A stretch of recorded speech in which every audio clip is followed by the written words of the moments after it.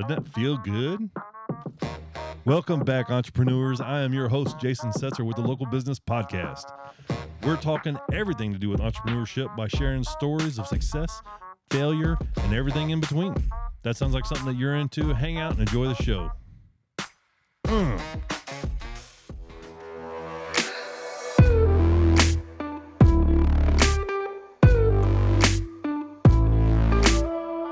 With us in studio today, Carol Wheeler. Carol, thank you for being here. Am I saying that right, Carol? You are. You're saying it right. Thank you. I'm glad to be here. You want to give everybody the elevator pitch, who you are, what you do, and who you do it to? Sure. My name is Carol Wheeler. I live in New Braunfels, so just a little bit up the road.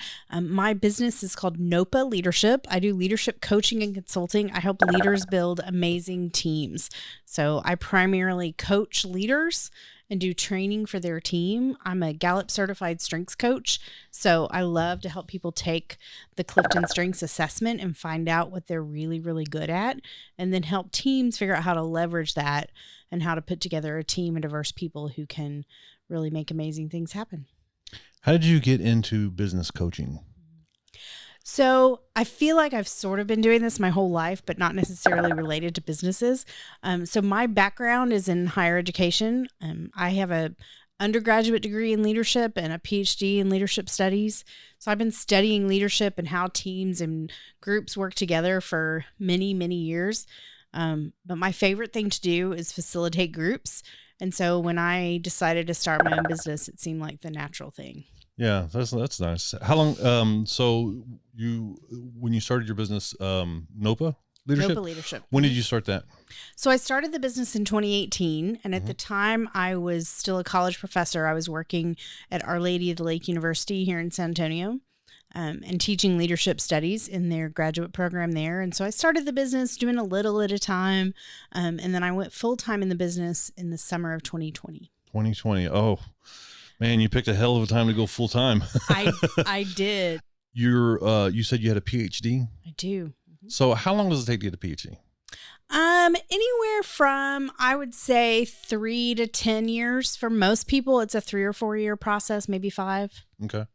So, and you have a PhD in leadership. So yes. I didn't even know that was a thing. So, how long, if I'm not mistaken, you said you were teaching at, Lady of the Lake? I did. I taught at Our Lady of the Lake. How long were you teaching there?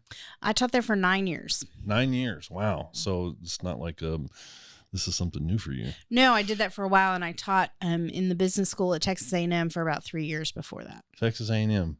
How do you go about marketing your business? So I have tried a variety of different things. I've done some Facebook ads and a lot of social media and this, that, and the other. What I have found is the only thing that has consistently worked is networking and relationship marketing. Okay. The more I talk to people, the more people find out what I do, the more they pass that information along to somebody they know. Mm-hmm. And so really every client in my business has been a referral or somebody that I knew who reached out and said, "Oh, you're doing this now." Very nice. Yeah. So, what kind of, are you, what kind of networking? Well, give me an example. Sure. So right now I have kind of focused my networking lately in 2 primary ways. So I am a part of the chamber in New Braunfels, and I am active in the Women's Business Alliance, which is the sort of women's group in the chamber. Mm-hmm. And then I am a member and serve on the board of NABO, which is the National Association of Women Business Owners in San Antonio. Those have been my 2 biggest in-person networking. But I'll tell the Women's Business Alliance and NABO. NABO. Mm-hmm. Okay. One of the things I found to be fascinating that I did not anticipate is the combination of that in-person networking and LinkedIn together has sort of been a game changer. I've been hearing that. I've been hearing a lot of people talking about LinkedIn. And so like, it's such a, like we're on social media, Local Talent is, but I have some friends that are just like, LinkedIn has been a game changer for them and the way they get their business out there too. I think one of the differences is LinkedIn, when people are on LinkedIn, they're thinking about business. Sure. Makes sense. Right? You're not going to LinkedIn to scroll and see people's dog pictures. You're thinking about business. And the the statistics are kind of crazy. The number of people who are on LinkedIn but never posting anything, just scrolling. Stalkers, bunch of stalkers. Right. Well, and that's not all bad. I think the thing I've learned, and I have a good friend who is a LinkedIn strategist, and so she taught me this, is you just need to keep posting, and particular video has been particularly helpful. And don't worry about how many people like it or comment. Yeah, because that's not all the data. No, no, it's the people who are looking at it. And I've had former colleagues and friends of friends reach out via LinkedIn and end up hiring me. And really, it was just a matter of they happened to see a video on LinkedIn, and that's how they found out what I was doing. Very nice. So you post quite a bit on LinkedIn? I am not as consistent as I would like to be. Like, Sure. I post regularly, but I am not someone who is good at saying, okay, I'm going to post every Monday, Wednesday, Friday. Sure. Yeah. Because I mean, you're a single mother, you got things to do. Plus, you got a business. Right. Right. So it's a little more like, oh, I thought of it today. I should post on LinkedIn, or I have something to say. I'll film a quick video. Sure. But yeah, I do. I try to stay pretty consistent on posting there so people keep seeing me show up. How do you decide what to post? What kind of videos to post? Right. Because like if you're in the space at all, you hear the gurus, or you hear the people that are way smarter than me tell you, you should post something of value, but at the same time, you don't want to give away the keys to the workshop. Right. How do you decide what makes the cut, I guess, or what to put out there? I really try to think about what is something that I could say that will generate some interest for people and make them think more about the kind of things I'm doing. I like to find articles from the Wall Street Journal or Gallup, which is an organization that Strengths comes out of, or business publications, and post a link to something and then comment on it a little bit. Sure. The other thing that I am starting to do now, over the years, I've studied teams quite a bit, and I've kind of put together sort of my model for high performing teams. Okay. That I use in training. And so what I've just started working on is trying to post videos on the content pieces there, right? To look at that model and go, okay, well, one of the things is everybody in the team understanding their purpose. Sure. So I'll do a video about purpose. That's a really good point. In your experience, the size of teams before they get to be too big or not big enough, what is that number roughly? Do you have any data on that? I do. Most of the research says somewhere around 8 is sort of a magic number. Okay. Around 8 people. One of the things we know about teams is that more diverse teams make better decisions and are more productive.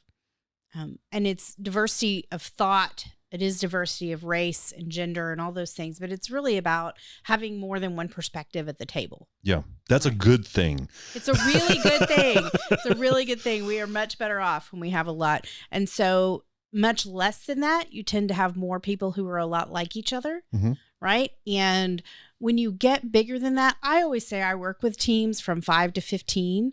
And anywhere in that range can still be pretty productive. Sure. But the larger you get, the harder it is for people to really understand each other, know each other well, collaborate with everybody across the team, etc. When you were talking about diversity a second ago, I was thinking, I've talked with some of my friends and different entrepreneurs, and in my specific business, we draw blueprints, and I feel like over the course of, the years that I've been doing this, I feel like I'm pretty good. I got a good knack about finding what somebody is good at. You know what I mean? So, and then I try to, of course, exploit that. I think maybe exploit's a tough word, but I try to leverage that or lean more into that so that, one, they feel more comfortable in what they're doing, and two, I'm not setting them up to fail, Yes. So one of the things is, so drafting is, it's very basic in its most basic form. You're drawing something. Okay. So, but with my employees, I've got an employee who hasn't really drawn anything in like years. His strength is in math and, programming. And then, so like when he started working here, he didn't even know what Excel was, from Microsoft, and I was like, here, let me show you this. If you do this, if you start this and hit equals, you're making a formula. And he's like, really? And then, so yeah, and then you could just see it, and I was like, oh, I'm going to sit back and I'm going to see how this takes hold. But my point is that, what's nice is like he has got a very different perspective on things, and that's a good thing. You don't want people, I would say in the majorityly speaking, you don't want people on your team that think just like you. No. Because I mean, you're not getting anything done. You know what I mean? They're not bringing anything new to the table. Right. So yes, diversity is a good thing on any team, I would argue. Well, and that's one of the reasons why I use the Clifton Strengths Finder as my assessment of choice, right? It's a personality assessment, but it's based on talent. And what I always say is, I'd fail that test. I have no talent. Not true. Not even remotely true. You cannot fail the test. But watch me. No, go ahead. Totally sending it to you after this. The thing about it is I think the philosophy behind strengths is as valuable, if not more valuable, than the assessment, because it comes from a guy named Donald Clifton, and probably his most famous quote is, "What will happen when we start paying attention to what is right with people?" What will happen when we start paying attention to what is right with people? Yeah, that's interesting. So what happens when we quit looking at people and going, "You need to fix this, this, and this, because these are the things that are wrong with you," and start going, "What are the things that you are really good at, and how can I help you do more of that?" Mm-hmm. Yeah, that's awesome. So you've mentioned, I'm tallying now, I think it's somewhere between 3 or 4 times that you've mentioned Gallup. What is that? You're gonna have to explain it to me. What is it? Sure. Why do you keep bringing it up? That's a great question. So, and I do not just use Gallup tools, but I really like them a lot. So the Gallup organization is the same organization that when you think of political polling, like the Gallup poll, the Gallup polls, yeah. Right? That organization does a lot more than polling. They do a ton of research, and they also have a whole side of their business that is about development of leaders and teams and educational institutions and all kinds of things. And so their research arm did research a number of years ago on what makes leaders successful. What are the things that make them successful? And they took that data and created an assessment. They called it Strengths Finder for a long time, so that's the term most people are familiar with. They now call it Clifton Strengths because Don Clifton's no longer with us, and so wanted to name it after him. But so they have a whole series of assessments, and now they certify coaches and do a whole lot of things with organizations related to strengths and engagement and well-being. Okay, and I heard you say something about certified. So you said you are certified? I am a Gallup certified strengths coach. Strengths coach? Okay, very nice. What is the process for that? So to become certified? Yeah. So it's a week-long training. So you go to a week-long training where you learn every single thing about the assessment, how it's used. There are 34 themes of talent. And so when you take the assessment, you'll get either your top 5 talent themes or your whole list of 34. And so we learn everything we can about all 34 of them. And then you also have to go do a number of coaching sessions with other people and have those people fill out an evaluation of you to make sure that you're using there's a whole philosophy and I've lost the word. Sort of an ethos to coaching of how we go about coaching people, right? Where coaching is really about asking questions and pulling things out of people versus telling them what to do. Yep. And so Gallup wants to know that you got that message in training and that you can implement that with people. So you're required to do some coaching sessions and have those people fill out an evaluation of your coaching. And then we recertify every couple of years. So there's a test involved to make sure that you still remember the knowledge that you learned in that week of training. So is it like a continuing education thing, or is it just, hey, do you remember what we taught you? Pretty much it's just, do you remember what we taught you? They do not have a continuing education. They do, however, have a number of resources. So there's a really active Gallup certified strengths Facebook group, as well as a LinkedIn group. Nice. And a coach's podcast. And so they provide a lot. If you want to continue learning, there's a lot out there. Nice. So is it, I mean, do you have to be a PhD to take anybody can go take anybody can go take the certification? Anybody can go take the certification. Yeah. They now certify, they certify independent coaches like me. They also certify people in organizations. So in fact, when I took my training, I did it in Dallas at Southwest Airlines. Wow. So Southwest is a strengths-based organization, which means they implement strengths all across the organization. Almost everybody who's affiliated with Southwest takes it. Wow. And so they have a ton of certified coaches who work for Southwest. And so they did a training on their campus. And so like half the people I went through training with were Southwest employees, and then the rest of us were very independent. So sales, how do you go about, and I guess this is kind of like in parallel with marketing, but like, how do you go about, sales numbers for your business? Is that a metric that you pay? I mean, obviously, right? Because I mean, you got to pay bills, but I mean, is it a metric that's meaningful other than the obvious? I mean, I would say it is. I would say that I'm small enough that I really keep those numbers in my head. I really pay a lot of attention to them. But for me, my goal is always to work with an organization or a team long term. Mm-hmm. So my goal is always to sell in the long term, like an annual agreement or a 1-year agreement, so I can do training and coaching.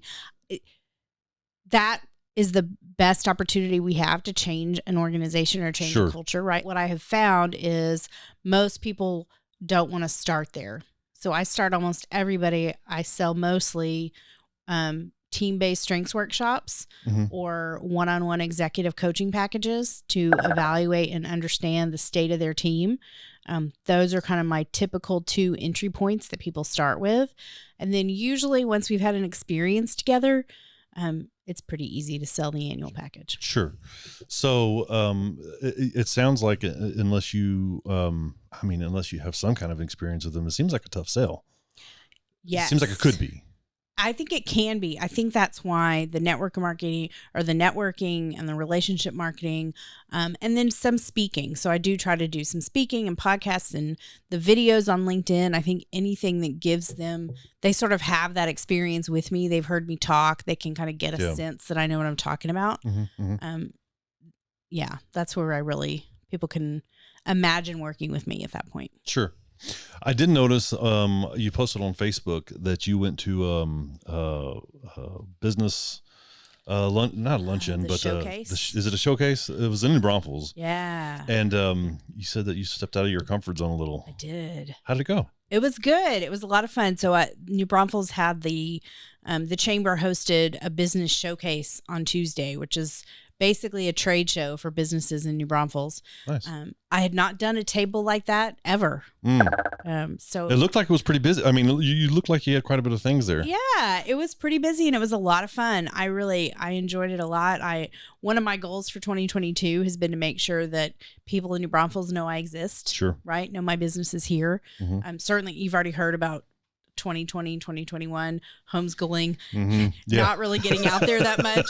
So I've been kind of trying to get out there a little bit more. And so that was one of my, it was definitely outside of my comfort zone. I certainly talked to lots of people who are not going to hire me, but I definitely talked to some people who I think really might. And it gave me a ton of practice about talking about my business. That's great. That's good. That's tough. For me, it's really tough to talk about myself. Yes. It's really tough to talk about my business, right? Yes. So, in which I'm going to have to learn how to do that really quick because, the podcast that I'd like to grow here, I got to be able to talk about it. But so how do you, how'd you do? Like, what did I say? How did I? Well, yeah. I mean, you said you got some practice. Well, I think the thing is that I kind of got in a rhythm because like people would walk up to the table. And so you're kind of repeating yourself over and over again. And so you kind of get into a rhythm, which sort of helps you get over that nerves about talking about yourself. Repetition is the mother of skill. It is. Something like that, right? Something like that. Yeah. So I got to know, why the cactus theme? Oh, good question. I love it. So I love the prickly pear cactus. I think they are incredibly resilient. I think they are beautiful and they thrive no matter the conditions. In fact, sometimes they thrive best in really harsh conditions and they make the absolute most of their resources. So whatever resources they have, they use every drop of it. And that's what I want to help leaders do. That's a very, very interesting. So is your house covered in cactus? It is not. Do you have cactuses on the wall or anything like pictures, anything like that? I have a few. Yeah. I have a few. I will have a physical office soon. Right now I office out of my home and hopefully 8 months or so, I'll have a real office space, and I'm sure there will be more cactus there. So you think of cactus. Yeah. I don't think about all of that you just said, but yeah, it's very true. When you started your business, NOPA, is that right? Am I saying it right? Mm-hmm. Expectation versus reality. What did you expect when you decided to start your business? What did you expect was going to happen versus what really happened? I think there are two sides to that coin. And the first thing is when I first started my business, I really thought I was going to primarily do coaching. Mm-hmm.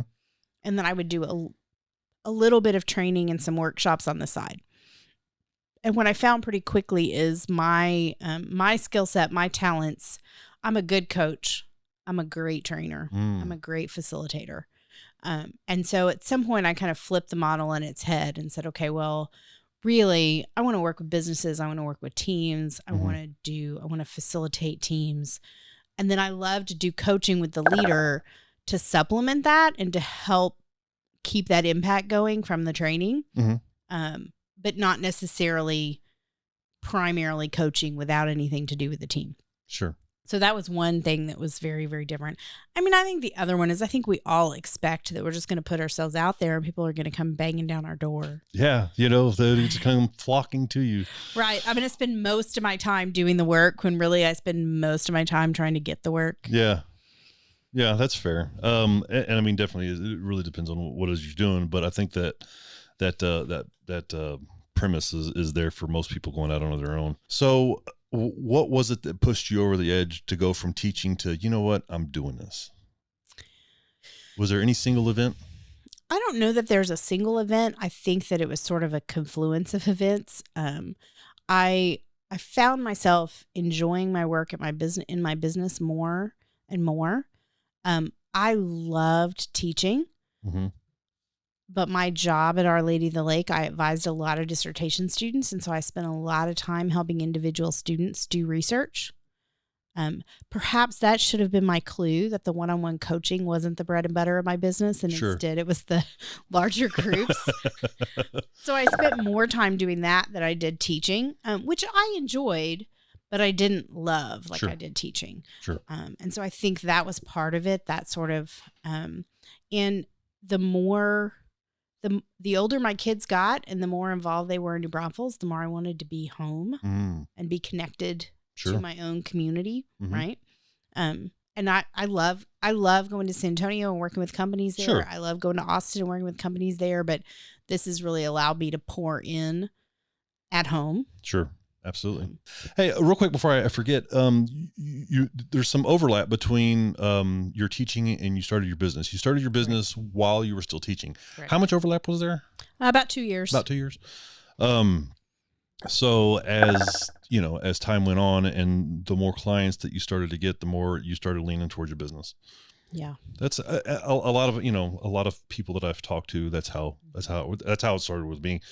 And I think at some point you find that you either A, can't sustain both and do them both well, or your business is going to stall out because you don't have the time to do the networking and relationship building that it's going to help it grow. Correct. Yes. How do you come up with a dollar amount for the value that you provide your clients? It's a great question. When I figure it out, I'll let you know. Oh, that's fair enough. Fair enough. I'm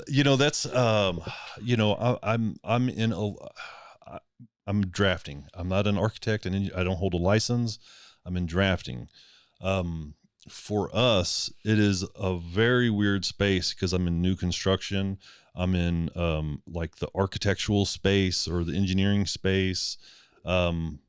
But it's like we're there's not really like I can't charge the same thing an architect charges. Right. You know what I mean? I guess I could because I'm still providing something that they're not. But anyways, it's taken years.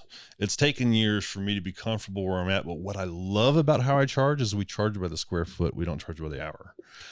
So I love that because it is what it is. Mm-hmm. My customers know, and most of my competition, they charge by by the hour. So my customers, they know whenever they're building a job, they just know, hey, look, we'll just put a line item here for Jason. Boom. That's what it is. And you know that too, when you take on the project. Yes, absolutely. And also, how a project is or isn't going. I know when I need to get more involved or less involved. Right. You know what I mean?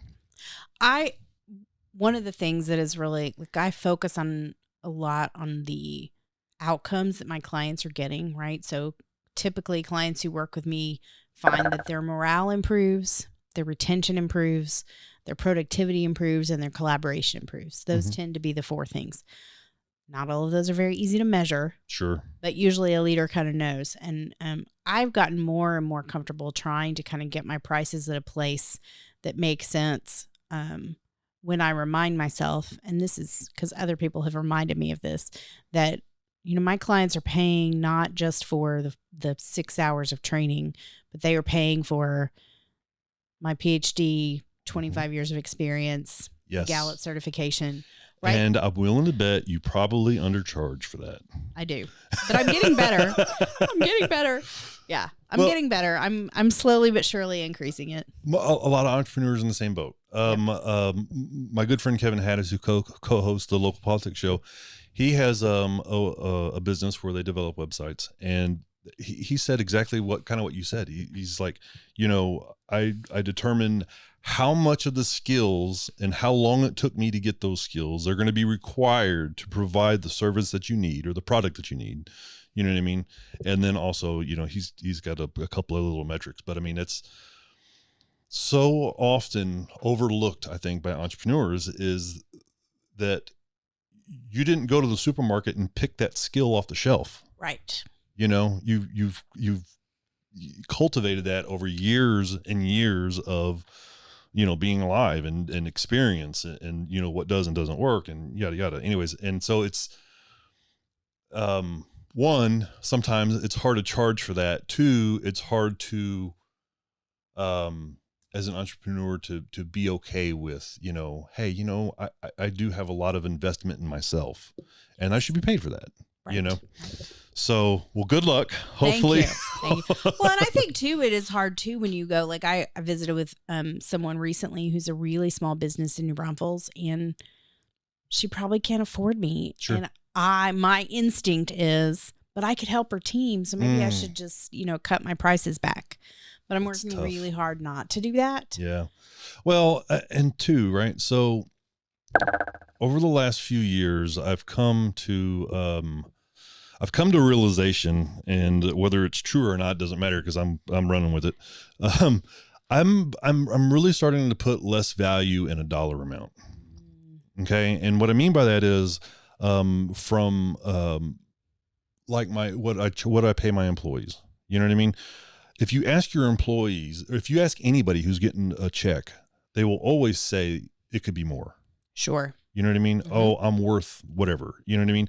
And whether that's valid or not is not the point.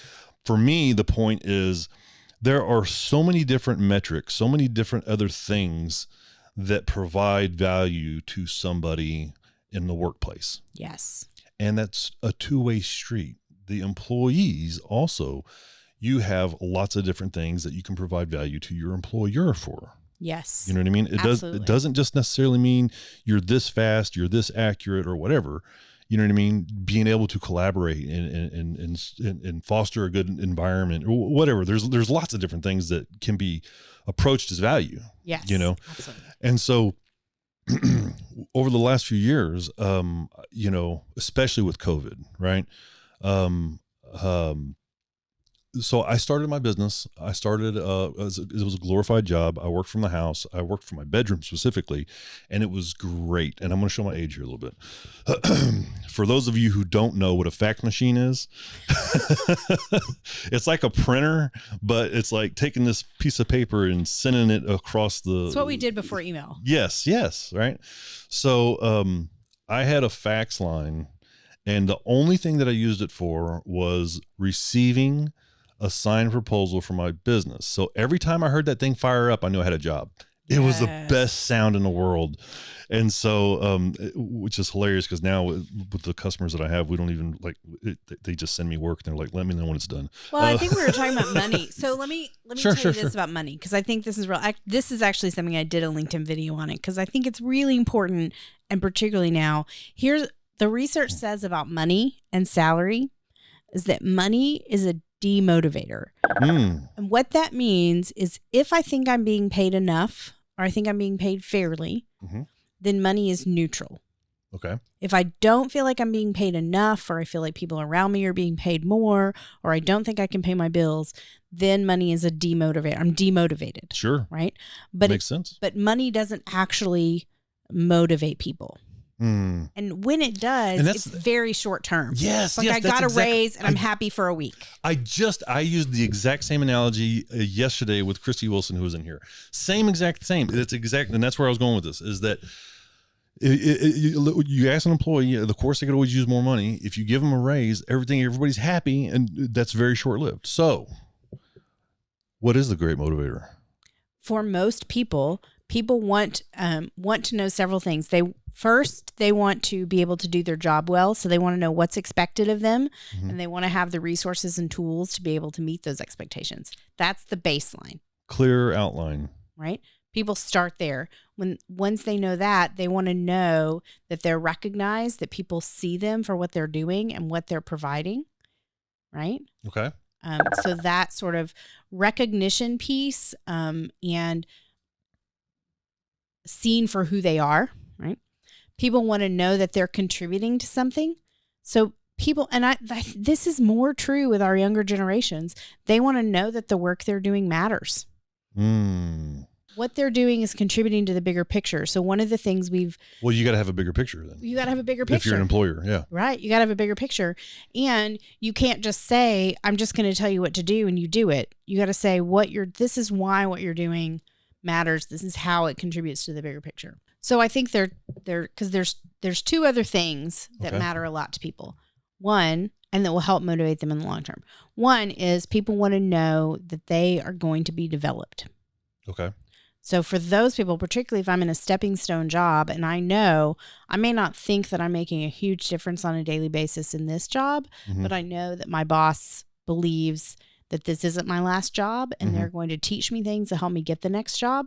Okay. That is very motivating, right? Very good. And then the last one, and this I think is the one the pandemic has just shown a big shiny spotlight on, is people want to know that their supervisor, their boss, their manager cares about the rest of their life.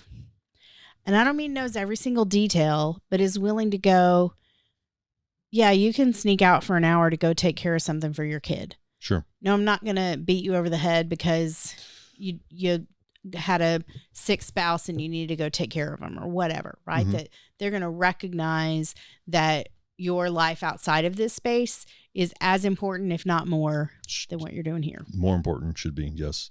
And I like to think that I take that kind of interest in my employees. Our employees have, at the end of a year, they have 80 hours of paid time off. They never use it because if they take a day off for whatever reason, they just come in on Saturday and make it up because I'm cool with that.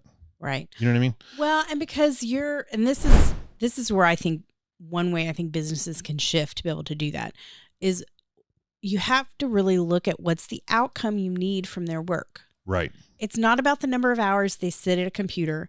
It's not about what hours of the day they're there. It's about what is the outcome that you need from them. And sometimes if you're a server in a restaurant or you're answering a phone line that rings during the day, then the specific hours are important. Sure. But for most people, the outcomes aren't necessarily tied to a particular hour of the day. I was on salary, and depending on where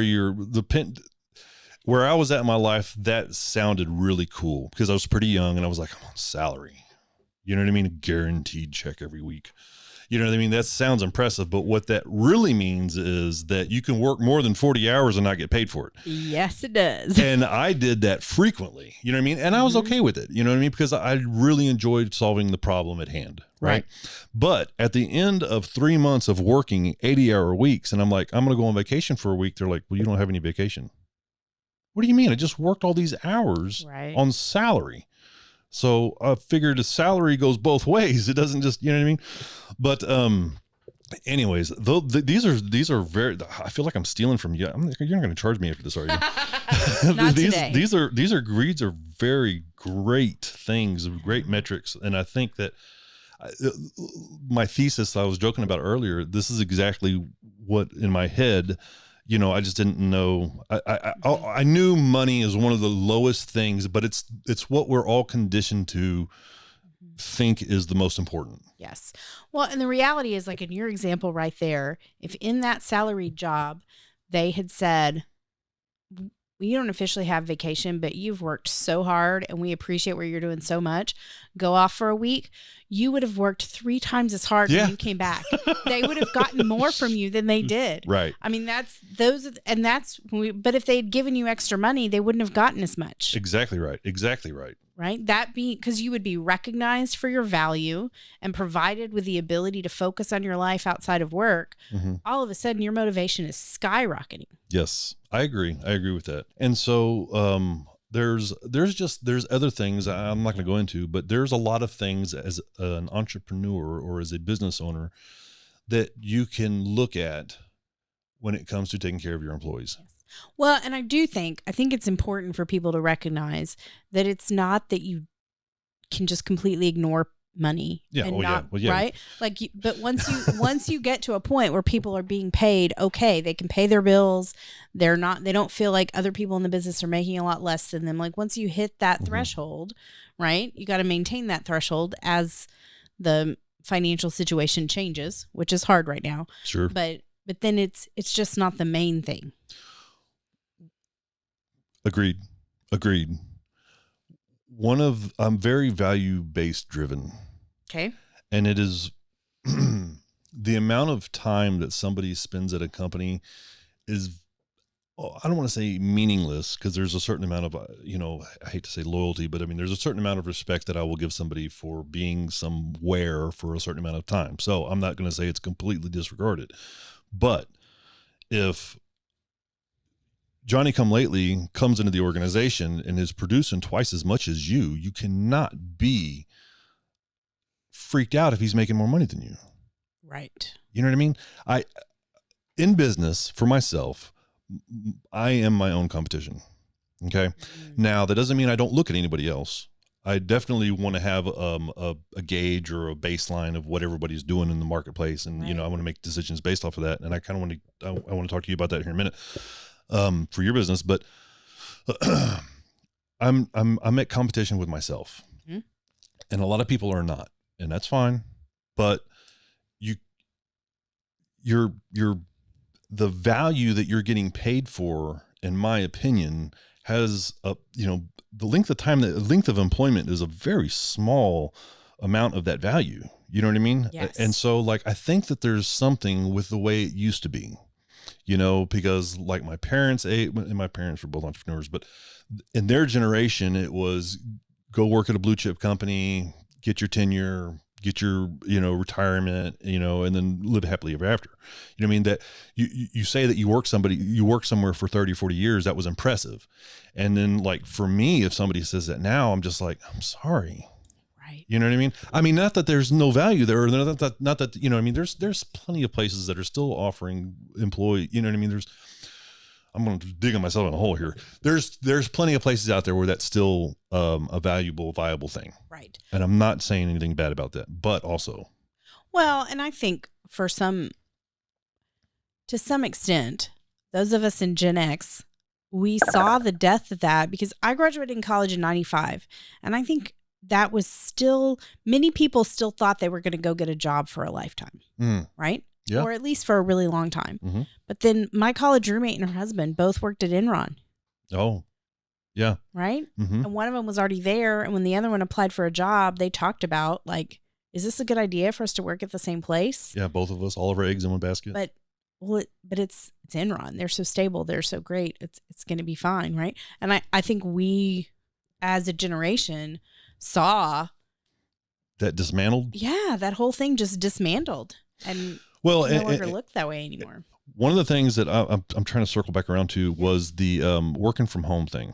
Everybody loves this idea. Everybody is like, oh, we've had a taste of it in COVID, but this is a new thing. We got to do it. We got to have it. These employers, Elon Musk has been famous in the news lately for a lot of reasons, but for one, he wants to bring his employees back to the office. Apple, they're trying to figure out how to non-authoritarianly bring them back. And I feel like it is at its core what I went through. Whenever I was working from home, it was great. I loved it. I loved being home when my kids got home from school. I loved being there when they went to school. It was a really great thing for me at that time in my life. But whenever I started working with my employees on a daily basis in the office, so much more collaboration got done. So much better product was made and built.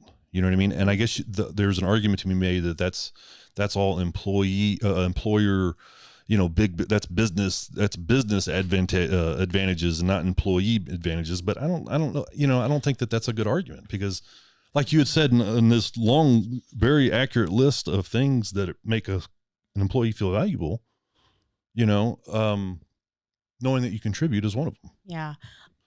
I think the thing about working from home is that businesses, again, are going to have to get laser focused on the outcome, right?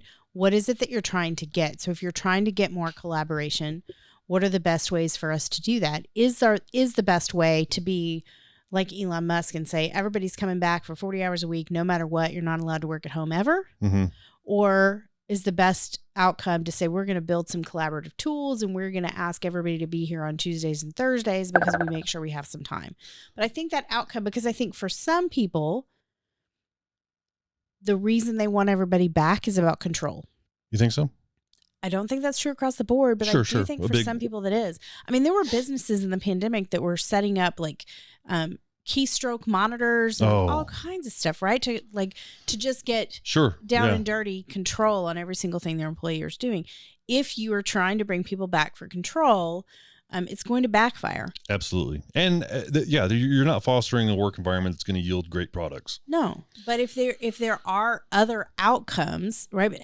And I think employees understand that too, right? I think employees understand we can collaborate differently when we see each other in person than we can when we are on a Zoom call, right? Yep. I think employees understand that and are willing to contribute to that. I think for the most part, knowledge workers anyway, people who are working in corporations, sitting at computers, are not necessarily willing to say collaboration is good, so I'm going to do all of my work in the office. Yeah, sure. There is a balance, and it'll be interesting to see how it plays out. The exact reason why I left my business or the company that I worked at last was because of the way that I was able to, the way that I personally problem solve doesn't fit within a mold. So collaboration is fair to say the same, Yeah. So it'll be interesting to see, the long-term shakeout for that. Yeah. I'm having this is a great conversation. This has been exciting for me. I hope you're enjoying it. I'm having a great time. I gotta get this lightning round in here. Okay. Also it's 3:50 and I know you got to call somebody. I don't know. I'm okay. Are you okay? Yeah. Okay. I'm calling at 5. So pick a color, any color. Let's go with green. Green it is. So are there themes per color? Should I have asked that first? Well, I wouldn't have told you what they were, but okay. Yes, they are. The green deck is the what the heck deck. These are pod decks, and they're just random questions. They have nothing to do with business or entrepreneurship or really anything at all. So do I get one skip? You can have all 5 skips if you want.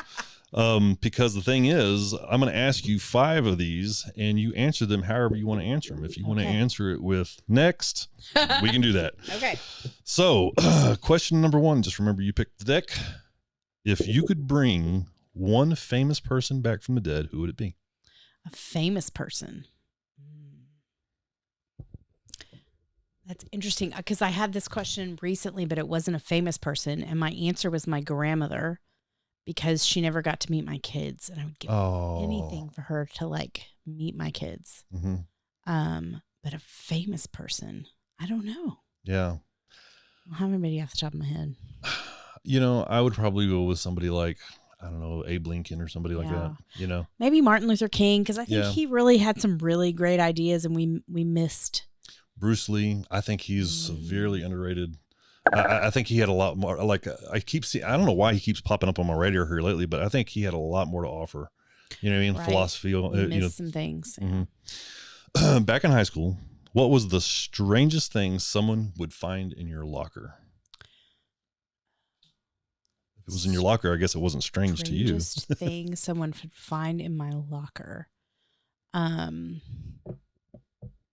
mean, the first thing that popped into my mind, which isn't that strange because I was in high school in the late 80s, was hairspray. But really, I mean, I started high school in 1987, so that doesn't seem strange. Yeah, Was for it sure, Aquanet? Aquanet, right? You got to hold that hair in place, right? Yeah. Liquid concrete. Yeah, I don't, I didn't really have a lot of things in my locker. Yeah. I mean, my locker nothing would be surprising. A tennis racket. The strangest thing in my locker would probably be airspace, because there was a lot of it. If your office had show and tell for adults, what thing would you be proud to display? If your office had show and tell for adults, what thing would you be proud to display? Cactus. Probably cactus. I would also say, so I once did a office party where I asked everybody to bring something that represented them, but not put their name on it. And we put them all out. So everybody had to guess what was what. And I brought a tap shoe. Why a tap shoe? Because I tapped for 11 years and I really like it. Yeah.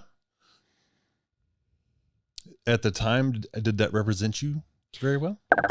I mean, I think that, because I think now, if we were in a room and there was a cactus, I'm looking to see if you're there. Right. I think probably a cactus is probably a better representation now. So interesting. A tap shoe. You used to tap, huh? I did.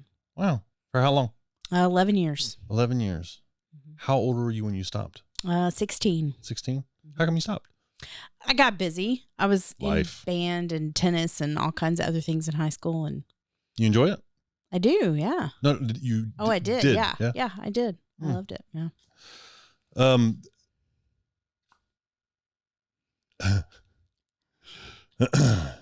Very serious question. Okay. Is cereal soup? Why or why not?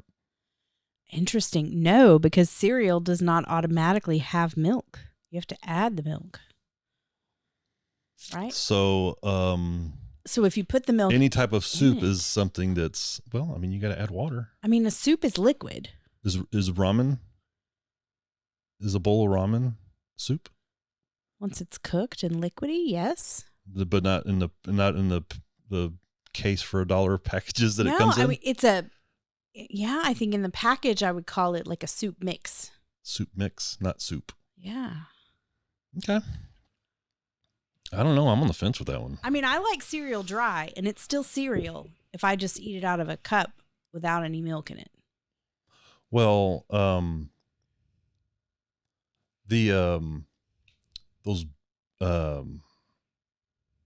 what are they called? The like the mini frosted flakes, not the frosted flakes, but the little mini wheat. Frosted wheat. Yeah, wheat. Frosted mini wheat. So like the big ones. Mm-hmm. They call those biscuits. Oh, I've never actually seen a big one in real life. I don't think. I eat them all the time. Really? Yeah, and I eat them without. Everybody looks at me weird, but I eat them without milk or water or anything like that. It's like and you got to eat it outside, because once you bite into that biscuit, it's like it goes everywhere. Yeah. Anyway, last question: have you ever experienced a weird Uber? Have you ever had a weird Uber experience? I would say a little bit. So not too long ago, actually, I went to Bryan College Station. So I'm an Aggie grad. I went to A&M. And I met up with my college roommate and another good friend of mine from college. And we sort of spent a girls' weekend in Bryan College Station. And we went out to the winery for dinner. And so we took an Uber. Mm-hmm. And the guy on the way out there, told us everything he knew about the history of College Station and what every building used to be. And Oh, y'all had a guided tour. It was not exactly what we were expecting. It was fine, but you do have the right address, right, buddy? So, I'm a strange fella. I like history. I just don't remember it. That makes sense. So, whenever I'm hearing about something, one, it's usually always for the first time, even if it's been told to me before. But I do like the history behind things. You know what I mean? Some of the things that we do today, why we do them, that stuff's fascinating to me. So I probably would have asked for that guy by name if I knew that he was giving a tour. Well, some of ours, we were like, you heard us say we were here in the 90s, right? Like, we know that used to be a Blockbuster. Right. Okay. So you are venturing into commercial space, huh? Yes. Retail, whatever you want to call it. So that seems, oh man, that's got to be tough. It's got to weigh on you a little bit. It is a totally different type of business. Mm-hmm. My dad always owned, I grew up in Kerrville, so not far from here. My dad always owned commercial real estate. So that was always part of my life growing up. And in fact, the reason why I decided to venture into real estate is my dad owned a truck stop out on I-10 between Kerrville and Junction that we sold several years ago. And so when I was trying to decide what do I do with my portion of that, it seemed like investing it in commercial real estate was a great plan. Okay. So how is that going to affect your business? So you're moving into more or less a brick and mortar, as they say. Do you currently have any employees? I currently have a virtual assistant. I don't have anybody physically in my space. So do you think that'll change when you get into your office? I hope so. It's my intention to hire at least an assistant to help with both businesses at that point. Because the commercial space, so I have purchased a building in New Braunfels, about 7,600 square feet. And so we are in the process of getting city permits. Deep breath. Right. I ran into, yesterday at a luncheon, I ran into the wife of the gentleman that I bought the building for.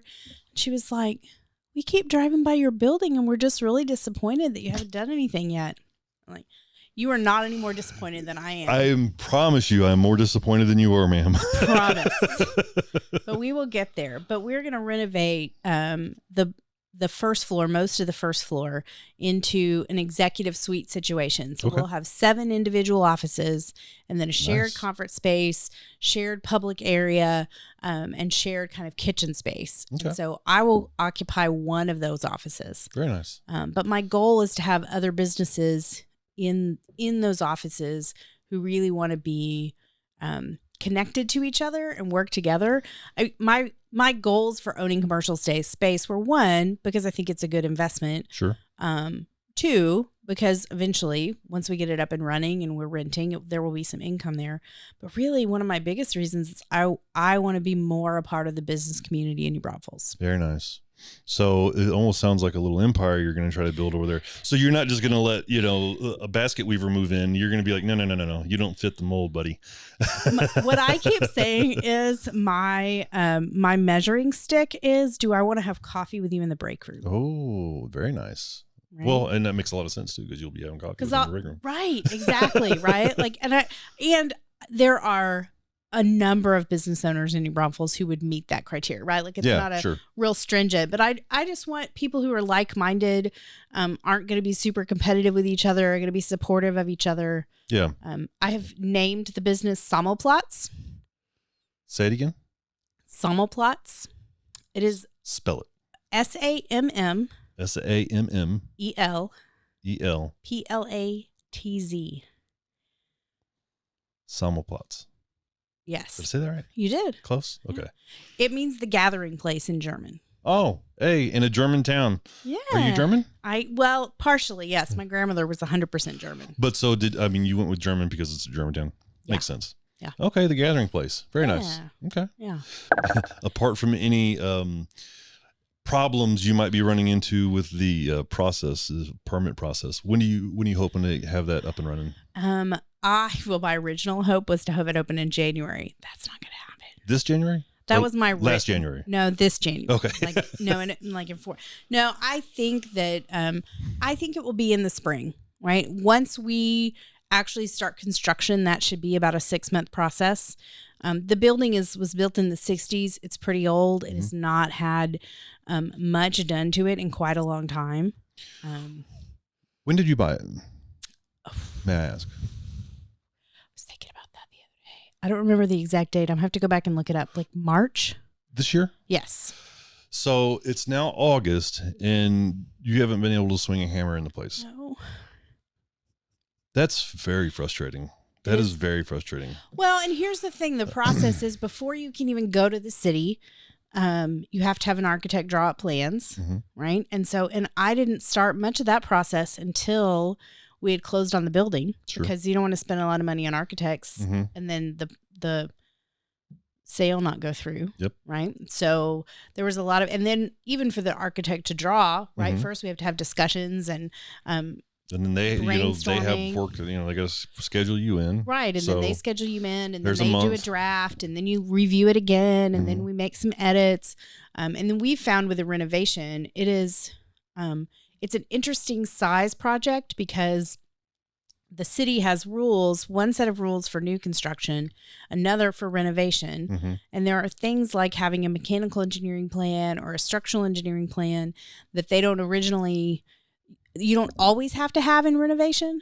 And so we originally didn't. And then the city was like, oh yeah, we think you need that. Oh, I talk to entrepreneurs in this area here, and the struggle, and everybody, they're very polite. They don't just come on here and start bashing the cities and the permit office and stuff like that, but it does get brought up, and they're a little bit more fired up on Facebook and things like that. But, it's just so frustrating. You have this huge financial investment that's just waiting there. You're spending money on it every month, right? Whether it's making you money or not. And right. it's like, you're paying insurance. I want to make the city look better with this building. It seems like I could get a little help. Well, I think they, like everybody else, my understanding is they are incredibly short-staffed. Yep, that's a big common theme. This whole area is growing by leaps and bounds. They can't possibly keep up. My understanding is one of the decisions they've made recently that I'm sure they have a reason for this, but I don't understand it. They used to assign a person to your project. And now every time you submit stuff, just whoever gets it is the person who reviews it. And it seems like it makes a lot of sense to me to have one person. Front to end. Right. Who knows the history. Well, because when you get a revised set of drawings, you're not going to have to go through and scour through the whole project again. Right. If you're familiar with it front to back, especially if you're reading your own notes. Right. As opposed to reading somebody else's notes. We will get there. It will happen. And I have told my contractor several times, the day we swing a hammer in that place, because after that I can drive up there any day and see progress. Yes. Well, you have the right attitude. It's going to be done. They're not going to make it easy on you, but sometimes that adds to the process, right? That adds to the journey. Before starting your business, what is the one thing you wish you knew? I wish that I had known to really pay attention to who my client was going to be and really pay attention to what I was really best at and build around that. Because I think I started off building around an idea that didn't have either one of those two things at the center. Very, very good. That's a good answer.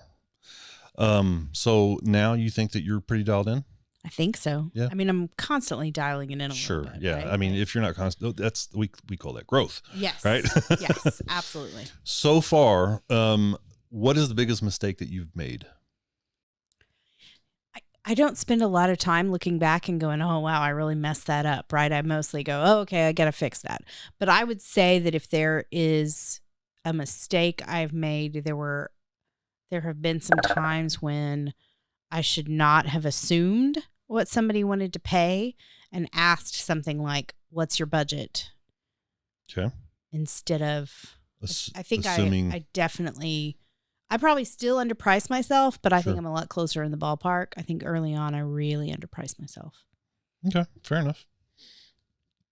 The best advice you ever received. This sounds really cliche, and it did not come from him, but I had a professor when I was a freshman in college who always used to hammer home the quote, "Nobody knows how much you know or cares how much you know until they know how much you care." And I think that particularly in a business where my job is to know things and help a team and often ask uncomfortable questions and bring up uncomfortable topics to get a team to move forward, that sort of baseline of relationship has to be there. Okay. So give me an example of the most uncomfortable topic that you've had to get a team to get past. I think one of the things that happens a lot when I end up in a team is they start off, particularly most of the time when I start working with a team, we start with Strengths Finder and they all take the assessment and then we have a session where we're going over their results. And, you know, I always preface it, we're looking at what's right with people. We're looking at this from a positive perspective. And so people really want to stay in that vein. But you can sort of feel in the room when there are pieces of that, because the thing about strengths, I really believe, is that usually our greatest weakness is our greatest strength when we have no control over it. Our greatest weakness is our greatest strength that we have no control over. So for instance, one of my top themes in Strengths Finder is strategic. Part of what that means is that I think really fast and I see patterns and can look at something and go, oh, this is how we should go. If I let that, and sometimes I think about it as a dial, like if I let that dial just spin out of control and I'm not paying attention to it, then I can walk into a team meeting and listen for 3 minutes and then be like, okay, everybody, this is what we got to do and this will work and this is what's going to happen and let's go. Okay. Right. Without having listened to anybody in the room. Sure. Or taken the temperature or taken a second to think about it. Right. So to use that strength to its best, I have to dial that in a little bit and listen a little bit longer, make sure and explain how I got to that conclusion, etc. And so a lot of times what happens is you can see we're starting to talk about somebody and their strengths, and there's somebody else in the room who is looking down, trying not to grimace, right? And so usually at that point, I start asking questions like, what about these strengths drive some of you crazy? What are some of the things that cause conflict? Because most of the time, we talked earlier about how diverse teams make better decisions and are more productive and all that stuff. Here's the other thing the research says. More diverse teams also have more conflict. That seems like a very natural conclusion. Right. Absolutely they do. But most of us tend to look at conflict as very negative. Right? This is a terrible thing. We've got to squash it. We've got to get it. So I see my job in a team setting really is to unearth that conflict so we can deal with it. Okay. Right. So let's talk about the things that frustrate you about working with each other so that we can start to figure out how do we deal with that? How do we look at that and go, so I'm one team that I've worked with quite a bit. The main leader has a lot of strategic thinking themes. He thinks through things at a really detailed level. He likes to really think about it for a long time before he makes a decision. There's another person on the team who has activator, and activators are like, ooh, that's a great idea. Let's go do it. Right. And they move fast. We need both of those things. Sure. Right. And once we can start talking about that, then they now have conversations, and they've told me this where they'll go, oh, okay, you're an activator. You're the activator. Mode, right? I need you to dial that back and listen to me for a minute. Or, hey, you're thinking too long about this. It's time to act, right? Like, so all of a sudden something that used to just be, because we can look at that and go, well, you never make a decision. Well, every decision you make is flying by the seat of your pants. Right, right. And so all of a sudden we can moderate that a little bit and start going, okay, this is what I need from you. This is what you need from me. How do we find this in the middle? Interesting. Very interesting. I've seen several friends, they go into business together because like they have this idea together and it brings over this euphoria and it's like, this is a great idea. And it's a great idea. But they're like completely polar opposites. And it's like, y'all have no business being on a team together. You know what I mean? Much less business partners. You know what I mean? Right. So, one of the things that I'm trying to tie into this is that, with business partners, it is very important if you're going to start a business with somebody to identify what each person's going to be responsible for. And so that kind of goes into your team building here too. Mm-hmm. You know what I mean? If you've got a very diverse group of people and their decision making is all over the map, let's just say, you got your activator, like you had said, and you got this other, it is very important, I think, to identify that. You know what I mean? And to understand that's not a bad thing. It is who you are. It's how you process. How can we use this to our collective advantage? Absolutely. Well, and that's one of the types of coaching that I do. I don't officially list this on my website as a service, but I've done it a number of times, is like pair coaching. So with two business partners or two people who are working together a lot, where we sit down and have that discussion about each of your strengths and what that looks like and where that causes conflict and where that causes natural partnership and what does that look like and how does that mean we should work together? How does that mean, one of my favorite handouts with strengths is lists I bring and I need. So based on your results, what is it that you bring to a team and what is it that you need to be at your best? Both of those are really critical, right? And I would say for me, that would be incredibly difficult to answer. Well, and here's what I find this is where I think Strengths Finder is so powerful. It is not the end all be all, but it is a great tool, is that, if you take the assessment and we know what your top 5 strengths are, I can print you a list that says most likely that's these things. And then you can go through the list and you can highlight and cross off and edit, right? Mm-hmm. To tweak it to be related to you. But for a lot of people who say that, like, I have no idea what I need to be at my best. But if I gave you that list, I would put $100 on the table that you'd look at it and be like, yeah, that's it right there. I need that for sure. Very interesting. Okay. Yeah. That's fair. What's your favorite? Well, it sounds like, what's your favorite tool for your business? And it sounds like the Strengths Finder. Strengths Finder is definitely up there. I find that it's applicable in a lot. Like I have one team I've been working with for a couple of years. And so we'll use it when they get ready to set goals. I walk them through goal setting and action plans. And then we pull out their strengths and I go, okay, what about this is in line with your strengths and what if it isn't? Because a lot of times we start writing an action plan for our goals and we really looked at it thinking about who we really are. Mm-hmm. We would know that some of it we aren't going to do. Sure. Right? So I would definitely say Strengths Finder. And in general, I think that long-term working with a team over and over again. I'm not sure if that counts as a tool. Well, but I think tool process, whatever. Yeah, that sort of setting I think is really valuable. That's got to be a little bit of a challenge for you. How do you, you know what I mean? If to be able to work with the same team over and over again, you're of course you have your own measure of success, but I mean, at some point, the employer's got to be like, enough, move on. You know what I mean? Yeah. So how would you? What's your longest standing client? My longest standing client I've been working with for about 2 years. Oh, okay. I don't think she's going to get rid of me anytime soon. We'll see. I'll let you know. Well, I mean, the opposite of that is that, if you have this person who, even if they just came over and told your team attaboy and it increases the productivity through the roof, why would you get rid of them?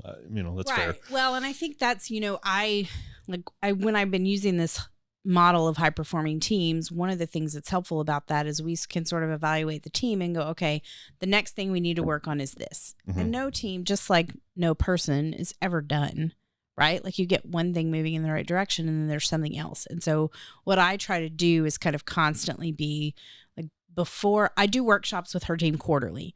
And before I do a workshop, I am always talking to members of the team, talking to her, kind of evaluating what's going on right now. What are people struggling with the most? What's on the table, right? What kind of answers do you get? Whenever you say, what are you struggling with the most? What kind of answers do you get? I think that varies by the team quite a bit, right? So the team that I've been working with for the longest is a group of financial professionals. Okay. And so they are all salespeople. So they are struggling a lot with sales. How do I, and they struggle. Part of why Strengths has been so powerful for them is they struggle with, how do I follow a sales system that my organization has, but also make it my own. Yeah. You utilize your strengths. Right. Utilize your strengths and not, I can't be somebody I'm not. Sure. Right. Yeah. I can't become this person. But yeah, so a lot of times that's but sometimes it's about goal setting.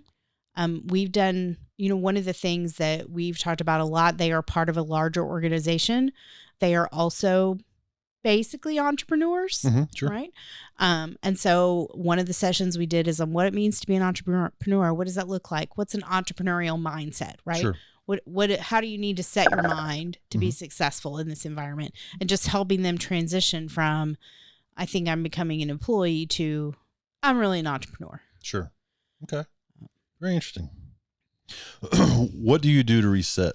What do you do for self-care? What do you do to numb the brain, so to speak? Yeah. Paddleboard. Really? In New Braunfels? I love to paddleboard. Yes. I've never done it. Oh, it's my favorite. Yeah. Here's the thing. Do you like to kayak? I've done that like once. Maybe once. Okay. I love to be on the water. Go ahead. But I don't always love to be swimming. I don't necessarily want to just float in a tube. I want to do something. But what I love the most about a paddleboard is, because we've already established I'm not good at doing the same thing all the time, is really there's this perception that you're always standing up. But I can stand up, I can sit down, I can kneel, I can lay down and take a nap. Right? Have you ever? Yeah. You've absolutely taken a nap on your paddleboard? Absolutely. Now, usually anchored and in a space that I know, like in a safe space. I'm not just drifting off. Right. Yeah. But absolutely. Wow. Right. So okay, yeah, that's very interesting. So paddleboard, quilting, and reading. Paddleboarding, quilting, and reading. For your business, what do you predict in the next? Where do you think your business will be in the next 10 years? Ooh, that's a great question. I am moving towards working with slightly larger businesses. I think for the type of coaching and training I do, I love to work with really small businesses, but most really small businesses aren't ready, right? Yeah. For that level of training and coaching. And so I think that I'll be working with larger businesses. I hope that I'll have hired a couple of coaches. Nice. Right? Like I'd like to grow to the point where it's not just me. So this is where it'll get interesting because, like I was speaking with Christy yesterday, a big challenge for entrepreneurs is being able to let go of that control. Yes. Because the thing is like, you always think, oh, it'll never, it won't be as good as whatever I'm going to do. You know what I mean? You know what I mean? It's like, there's a whole thing there, but anyways, so a couple of coaches. That'd be my goal. Yeah. So do you have, like a gross dollar amount type of thing in your head when you're thinking about your 10-year plan? Or Not really. No. What about the amount? I don't. Yeah. Well, and I'm about to get into this here in a second, but it kind of sounds like you have an idea of the amount of clientele you want. Sure. So what I said that I really want to work with clients longer term, right? Like right now, I have several clients that I work with on an annual agreement with a team. What I would like to be doing is doing annual or longer agreements with the whole business, right? And that's where I think it starts to become more than one coach, right? If we're coaching, say, all the leaders in a business and working with multiple teams and doing training, strengths training across the business, right? I think that when we can do something across an entire business, that's when we can really change the results for that whole business, right? So I don't necessarily want a ton of clients, But I would like to move that to where maybe I'm working for 5 or 8 or 10. Building environments, though. Yeah, but building a whole environment. How do you measure success? What does success mean to you? The most important success for me is that my clients are having success, right? That the work that I'm doing is mattering to them and making a difference for their teams. Okay. Right? If that's not happening, then what's the point of the rest of it? Sure. Right? And then beyond that, I pay attention to numbers of clients and money, but my desire there is just to keep slowly growing. Sure. Not necessarily like hit this certain dollar amount by this time, et cetera. Really, because I keep believing if my clients are finding success, all the rest of that will follow. I completely agree with you there. And I think that can be applied across the board to 99% of businesses out there. You know what I mean? Yeah. If you're chasing the money, you're going to have a hard road ahead of you. Yeah. You know, there's a balance somewhere between love what you do and chase the money, right? It's like, I will say though, that's definitely a gauge for me whenever I first started, whenever I first went out on my own, right? One of the things that I it's flattering whenever somebody wants to hire you. You know what I mean? When they see your hard work and your ambition, and you know what you're doing at whatever task it is that you're doing or skill or whatever, and you get job offers, it's flattering and it's almost compelling to the point where it's like, I don't want to be disrespectful. You know what I mean? I kind of like, man, and then you start thinking about the job, like, oh man, what would it take for me to go work for somebody, right? So I was faced with that early in my career, and more so because I was just working for myself. You know what I mean? I didn't have an office and employees, and so I was like, this is tough because if I blow this, then I'm going to lose a client. Right. But at the same time, how do I, one of my customers, I told him, I said, listen, if you hired me, you would be getting the worst of the deal. And he goes, how do you mean? And I said, well, I'm not going to work harder for you than I would for me. And I would argue anybody would, right? You're going to treat yourself. You're going to work for yourself harder. You should. Most of us. Yeah. Right. Most of us. Right. I said, so that's thing number one. Thing number two is, I'm capped at some kind of salary with y'all. Right. As an entrepreneur, there's no limit to what amount of money I can make. Nope. You can, it's not going to be easy, you know what I mean? But sure, you have to scale and you do have lots to, of things. however you want to do it, there's no limit. Right. And I said, because of that, those two things right there, if I went to work for you, money is a demotivator, right? Mm-hmm. And then also, I'm 9 to 5, man. I'm not gonna care if put in extra. I was like, I told him, I said, he's passed away since, but I said, you called me on a Friday or a Thursday night that you need this project done by Tuesday. And there's no way in hell I would have done that for you if I was an employee. But since I'm my own business and I need that kind of work, it's done. It's on your desk, Anyway, what parting words of wisdom do you have for any entrepreneur looking to get out of the rat race or maybe start their own side hustle or anything like that? I mean, I would say make sure that you know yourself and that you build your business in a way that makes sense for that, right? And what I mean by that is know all the pieces that you're going to have to do to build the business, and the pieces you can't do, you're going to have to either figure out how to hire for or not do, mm-hmm. right? Or learn how to do them, right? And none of us come into entrepreneurship knowing how to do all the things. And I have a business coach that I work with that I really love. And she always says, just because you can do something doesn't mean that you should. That's timeless advice. And also yes, I learned that the hard way with my printing business. Right. Just because you can. Well, and I mean, between strengths and I also, there's a book called The Big Leap where Gay Hendricks, I think is the name of the author. And he walks you through, he talks about zones, and he has a zone of genius, a zone of excellence, a zone of competence, and a zone of incompetence. And where most of us really get stuck as entrepreneurs is the zone of competence and the zone of excellence, right?